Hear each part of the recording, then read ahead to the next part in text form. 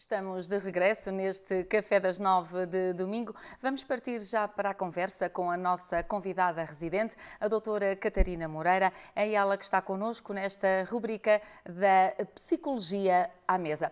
Doutora, muito obrigada por ter vindo novamente a esta conversa connosco no Café das 9.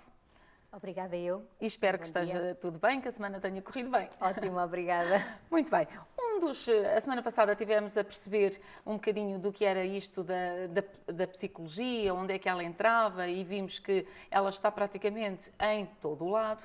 E uma das questões que se coloca muito hoje em dia é, há um casal, estamos à espera de um filho, não é? Uhum. E por vezes as coisas acontecem e não há nenhuma preparação prévia. Mas será que deveria de haver? Nunca estamos completamente preparados, independentemente da preparação que façamos, mas é importante parar e pensar, porque efetivamente é um passo muito importante na vida de um casal, serem pais. Partindo do princípio que foi uma situação planeada, desejada, naturalmente terá sido minimamente pensada. Mas há coisas que é importante mesmo parar e pensar sobre elas, falar sobre elas antes do bebê ou da bebê, não é? Estar junto do casal. Nomeadamente, como é que se vão organizar os dois, casal, após o nascimento da criança, de que forma é que vão articular, nomeadamente, as tarefas domésticas, todas estas questões práticas que às tantas as pessoas pensam que já está em piloto automático e que vão continuar a fazer-se de uma forma muito fácil, quando na verdade não é bem assim. Porque o acréscimo de mais um, e estou a falar aqui em situações em que nasce apenas um, sabemos que em situações de gêmeos, não é? É muito mais do que isso. Mas mesmo que seja só um, de facto muda muita coisa, muda tudo.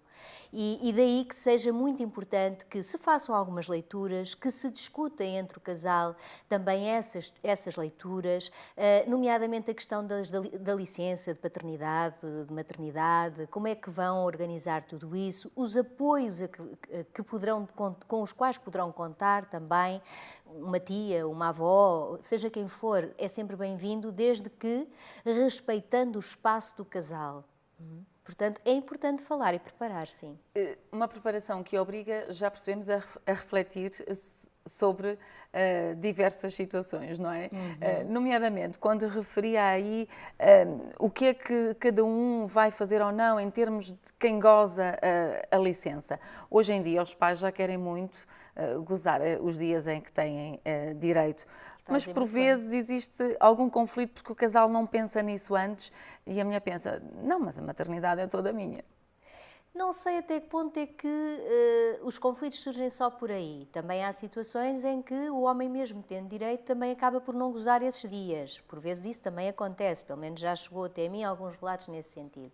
E de facto, o que é importante é a mulher sentir que tem apoio, que tem suporte. Porque independentemente e isto depois depende de caso para caso, efetivamente há mulheres que preferem ser elas a comandar toda a situação, a serem elas a dar banho ao bebê, mas também há muitas outras em que elas precisam efetivamente de ajuda. Nem sempre pedem, mas seria muito importante terem-na. Por exemplo, quando pensamos naquilo que são as atividades que já tínhamos anteriormente, vamos supor que a mulher até frequentava o ginásio e ele também. Depois, isto são pequenos pormenores que não se pensam, mas que no futuro, com o terceiro elemento, podem causar conflito entre o casal. Podem. E daí ser tão importante parar para pensar e organizar e planear minimamente as coisas. É claro que num primeiro mês é muito mais complicado para a mulher, à partida, de acordo com os seus hábitos também, regressar ao ginásio, poderá ser difícil, mas em breve ela pode e deve fazê-lo, porque se era um hábito que tinha, então deve mesmo continuar. Mas para isso ela vai precisar de quem a substitua nesses períodos. E quem fala em ginásio fala em ir até à rua, caminhar um bocadinho, ter um momento só para si. Porque quem não cuida de si próprio não consegue cuidar dos outros. E com um bebê tão pequenino, não é? E para mais um primeiro filho, não é? Porque também estamos a falar aqui um bocadinho nesse âmbito. São tantas as mudanças, é tudo tão bom, mas por vezes tão difícil, não é? Que é muito importante que haja esse tempo para descansar, para desanuviar um bocadinho. Ainda assim, o preparar ou o prevenir nem sempre se consegue alcançar todos os cenários e por isso, provavelmente, no após e nascimento da criança, Há muitas situações de adaptação a fazer. E há uma situação que é fundamental no nascimento de um filho e, no fundo, está associada a todas as grandes adaptações que temos que fazer, que é, no fundo, equilibrar a fantasia versus a realidade.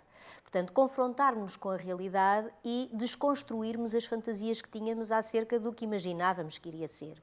E por muito que possamos imaginar vários cenários, na verdade nós nunca sabemos o que é que vai surgir. E quando há um desfazamento maior entre aquilo que idealizamos e aquilo que na realidade temos, aí é que surgem as grandes dificuldades. Ou seja, por exemplo, podemos, e para quem está lá em casa também importa fixar este ponto, podemos pensar assim: isto vai ser tudo uma maravilha, o meu bebê vai dormir a noite toda, vai ser muito sossegadinho, nunca vai chorar, excepto nas alturas necessárias. E depois nada disto acontece e isto vai mexer com a estrutura do casal. Mexe com a estrutura do casal, mexe com a estrutura de cada um, pai e mãe. Ou mais pai ou mais mãe, mas naturalmente que a mãe tem que lá estar mais nos primeiros tempos, obrigatoriamente.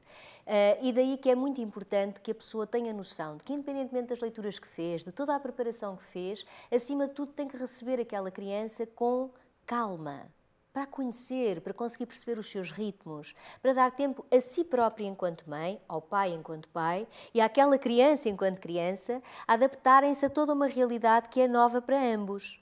Portanto, é bom que haja esse tempo.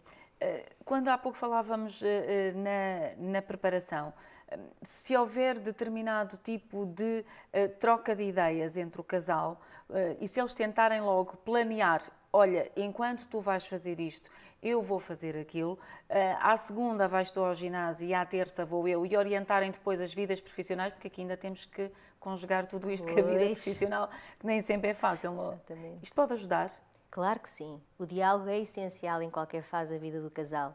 E no nascimento de um filho, então, mais ainda, porque muda tanta coisa que é essencial. Depois do bebê estar, então, entre o casal, e a doutora referenciava agora que o diálogo é fundamental. Por vezes há conhecimento de situações em que o bebê, em vez de vir unir o casal, parece que vem desunir. Digamos que o nascimento de um filho é um grande teste para qualquer relação. E se as coisas eventualmente já não estavam muito bem, dificilmente ficam melhores, porque com tanta exigência, se não havia já anteriormente capacidade de diálogo, dificilmente numa situação destas, que pode ter coisas muito boas, mas também tem coisas muito difíceis, torna-se complicado, muitas vezes, esses casais que já andavam desavindos conseguirem conciliar os seus pontos de vista. Ou seja, isto é quase voltarmos ao antigamente e percebermos aqui que um filho não vai ser solução. Exatamente, nunca é. Nunca é. Solução. Quando existem estas tensões que falávamos aqui, porque no fundo acaba por causar tensão entre o casal, isto pode trespassar para o bebê? Claro que sim. Se os pais estiverem tensos, naturalmente que isso vai ter repercussões no modo como lidam com aquela criança, na disponibilidade que têm para, no fundo, estarem atentos a ela, aos sinais que ela vai dando, até para conseguirem perceber, nomeadamente, ou para discernir os tipos de choro, não é? Se é sono, se é fome, se o que é, se há ali realmente algum desconforto. Para isso, uma mãe e um pai, e voltando aqui se calhar um bocadinho mais para as mães, não é, no início, tem de estar minimamente serena e tranquila para o conseguir fazer.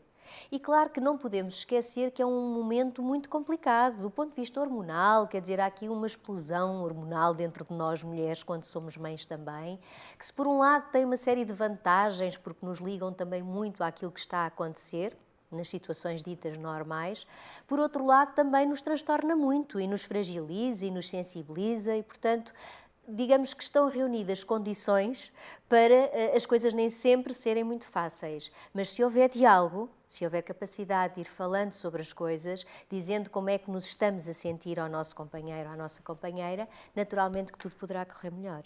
Obrigada, doutora Catarina Moreira. Voltaremos a conversar no próximo domingo. Continuamos neste Café das 9 e agora vamos conhecer uma forma diferente de beber chá e saborear biscoitos. No Chá com Arte, num ambiente intimista, junta-se à mesma mesa pessoas conhecidas ou não que têm em comum o gosto pelo conhecimento e pelo chá. Quem chega escolhe o lugar e a chávena, serve-se e prepara a alma para a conversa que se segue no espaço único do Consolata Museu Arte Sacra e Etnologia. Desta feita, falou-se de voluntariado missionário numa conversa moderada por Gonçalo Cardoso, o diretor do museu, e descobriu-se as aventuras e desventuras de 4 mulheres por terras de África à procura de fazer o bem ao próximo. Ana Aleixo e Helena Reis, ambas professoras, descobriram esta vontade de fazer voluntariado nas missões claretianas em São Tomé e Príncipe, onde falta quase tudo. Maria João, médica, e Joana Peixoto, estudante, entraram nesta aventura através dos missionários da Consolata. Enquanto que Ana, Helena e Maria João viveram uma experiência por um mês, Joana aceitou o desafio de 1 ano de missão. Todas concordam que no regresso de uma missão tudo muda, inclusive a forma como passamos a vivenciar cada momento naquela que consideramos ser a nossa casa. Da pessoa que nós somos quando partimos em missão e da pessoa que nós, quando nós voltamos, é difícil de explicar isto, mas tudo muda. As coisas mais básicas. Eu sou uma pessoa aceleradíssima por natureza e quando cheguei à missão, um dia eu estava a caminhar na minha perspectiva normalmente e uma das pessoas do centro de saúde disse: "O que é que se passa? Aconteceu alguma coisa?" E eu: "Não." "Então porquê é que tu andas a correr?" "Calma, aqui há tempo." E é verdade, eles têm tempo e portanto a pessoa volta com esta perspectiva de tempo. E pronto, eu tendo a minha experiência muito voltada na área da saúde, acho que mudou completamente a minha prática e aquilo que eu hoje faço e a forma como eu vejo os meus utentes e aquilo a que eu estou atenta e não estava antes disso. Joana Peixoto regressou em dezembro da missão e sente a mesma dificuldade, mas admite que agora dá verdadeiro valor ao que tem e a quem tem a seu lado. E a verdade é que eu cheguei em dezembro, portanto ainda nem consigo dizer muito bem o que é que mudou em mim ou o que é que ainda está a mudar ou de que forma é que eu sinto isso. Mas a verdade é que nunca mais conseguimos viver o nosso dia-a-dia com aquela certeza com que vivíamos antes, não é? Porque se eu antes sabia que estava a estudar, queria mesmo ser educadora de infância, trabalhar na minha escola, etc., hoje eu penso: ok, eu estou a trabalhar aqui, mas e amanhã eu vou fazer o quê? Mas se calhar aceito muito mais cada dia como uma dádiva, não é? Ok, eu tenho este dia, vou aproveitá-lo porque eu não sei o que Deus reserva para mim ou qual será o meu caminho a seguir. E, portanto, deixou-me muito mais aberta nesta parte e, por outro lado, também me aproximou muito mais das pessoas até concretamente da minha família, não é? Porque estando ano fora, por um lado nós esquecemos muitas coisas e aproximamos, se calhar, de pessoas com quem nós cruzávamos o dia-a-dia, não é? Eu estava todos os dias com a minha mãe, mas isso era certo, eu estou todos os dias com a minha mãe. Mas se calhar estar tanto tempo longe faz-me pensar que isto não é assim tão certo quanto isso, não é? Ela está num dia, pode não estar no outro. Então, se calhar não, tenho a certeza que estar longe me aproximou muito mais. Helena realça que é mais difícil a adaptação do regresso a casa. Eu penso que é mais complexo a adaptação quando nós regressamos do que propriamente quando nós vamos. Porque a preparação que nós temos cá acaba por também nos... Pronto, e depois temos aqui uma união. Nós chegamos a São Tomé e somos as 5, todas para o mesmo, e temos a tal missão católica que nos protege de alguma forma. Depois, quando regressamos, cada uma vai para a sua vidinha e a sensação é que levamos com o tijolo em cima. Então, mas repara, agora estou-me a pedir 50 euros para um adaptador para o portátil, 50 euros é o ordenado de São Tomé. E ficamos assim meio... É a nossa estrutura que abana. Maria João foi aconselhada pelos responsáveis da missão a ir conhecer as 2 realidades económicas da Costa do Marfim. Aceitou o desafio e chocou-se com o que viu. À medida que descemos, parámos, por exemplo, em Yamoussoukro, que é a capital política, e que é uma cidade que foi construída com o objetivo de ser habitada por 2 milhões de pessoas. Mas não viviam lá 2 milhões de pessoas, nem vivem lá 2 milhões de pessoas, mas têm infraestruturas para estes 2 milhões de pessoas.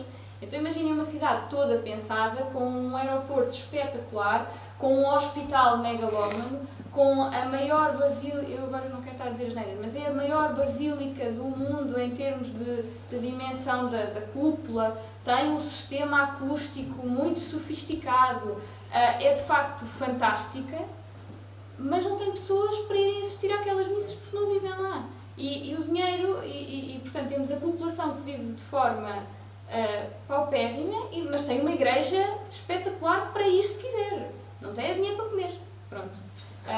Depois descemos ainda mais e chegamos a Abidjan, que foi o sítio onde nós partimos. E temos uma praia, as praias paradisíacas, onde os jogadores de futebol, que eu não sei o nome, da Costa do Marfim, têm as suas casas com as suas praias privadas e os seus barcos estacionados à porta. Isto existe tudo no mesmo país. Ana Aleixo quis reforçar a ideia de que só porque fez missão não é melhor do que ninguém, até porque uns podem ser voluntários lá longe e outros assumem as funções por aqui. Há sempre aquele perigo de ai meu Deus, eu sou tão boa porque eu fui em missão.